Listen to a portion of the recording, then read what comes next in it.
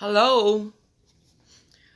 Since this week we are going to be focusing on the purpose of Pam Sheppard Ministries, and particularly why we are on YouTube,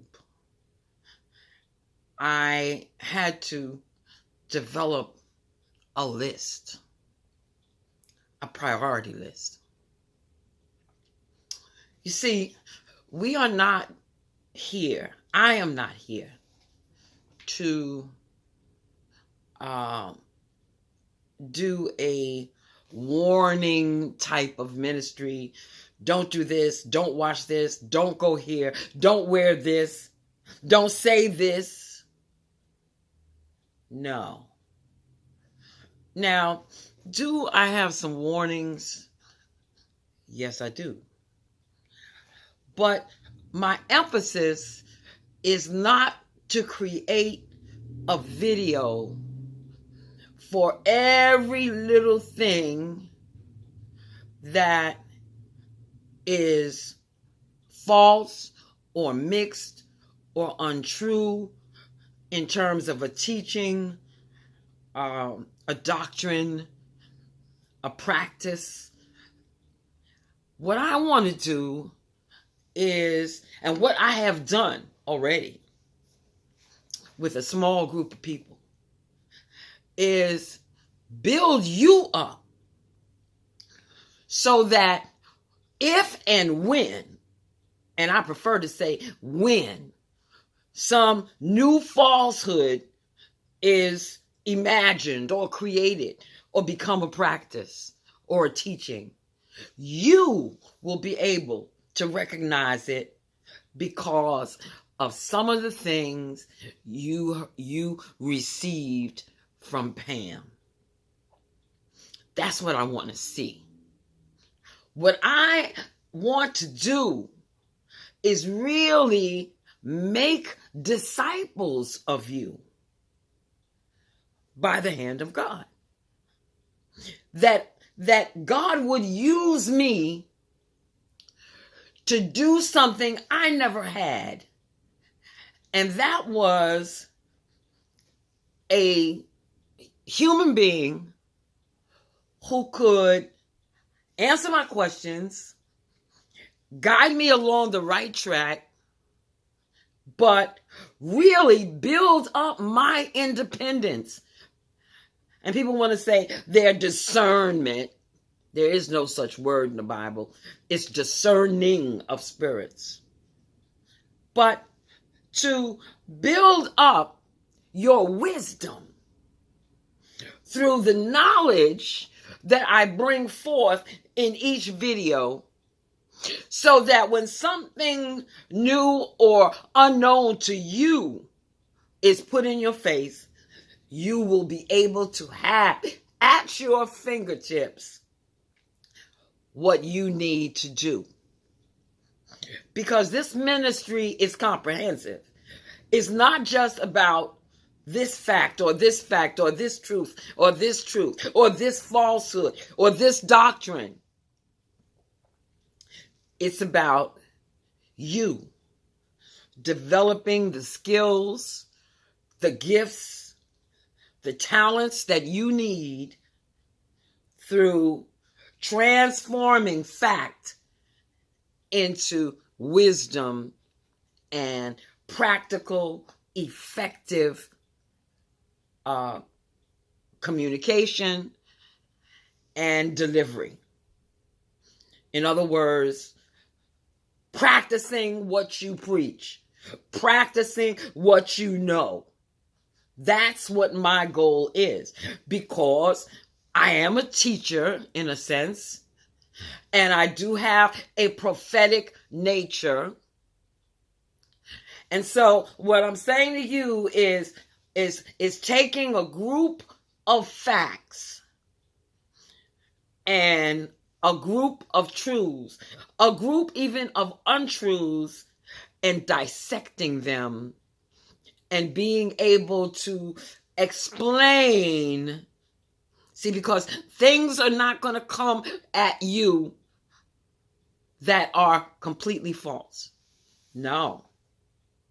They may be 95% true. But it's that 5% that the devil, the enemy, is counting on, that you will fall for that 5%, because you'll say, oh, well, 95% of it was so. So, you might say that what I am doing is preparing you for the evil day.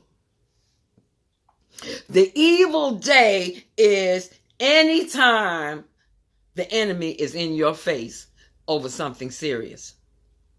That is one of my primary goals.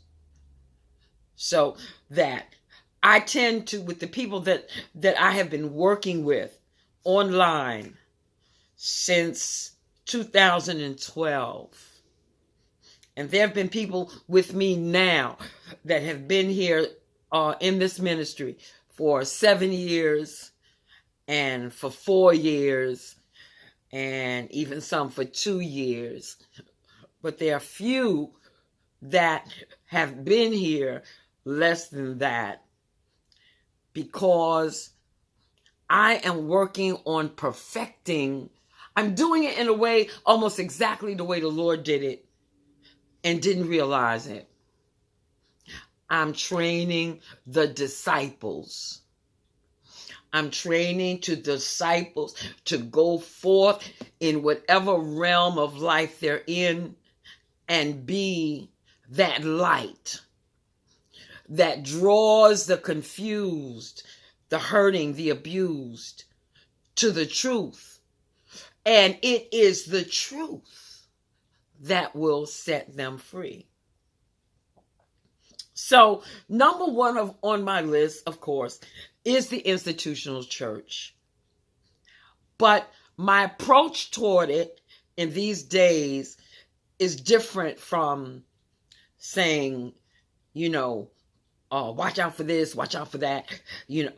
I say basically the enemy has taken over the pulpits. Now, how much more do I need to say about that?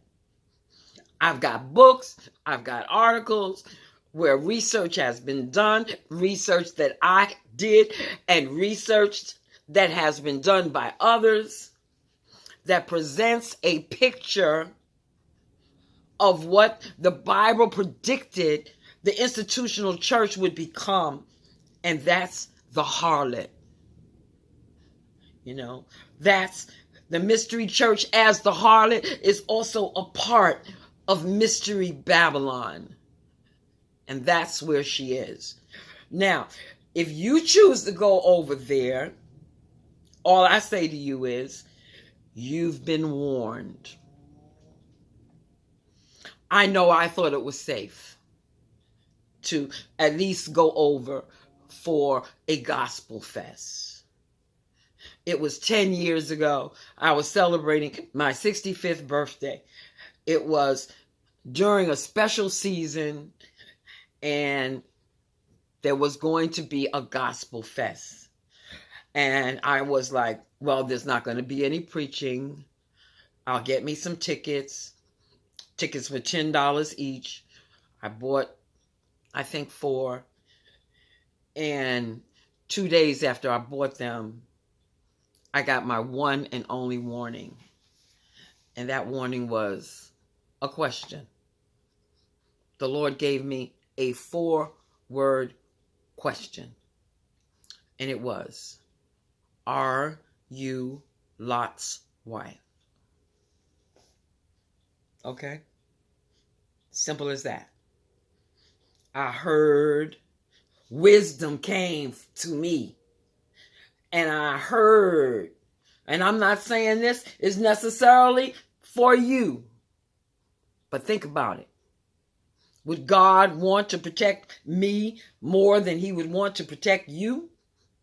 I don't think so. He's no respecter of persons. But what he was saying is, with all that you know and all that I have personally taught you, for you to even think that you would step back in that environment to be entertained by some singers? Pam, or have you lost your mind? You would be like Lot's wife, because Lot's wife looked back at Sodom as God is about to destroy her, with longing and desire in her heart and sadness at the loss of what God is destroying. And this is what I could see that I was doing, that I had not fully cut loose and let go. And I got the message out of 4 words. That's what my ministry is after.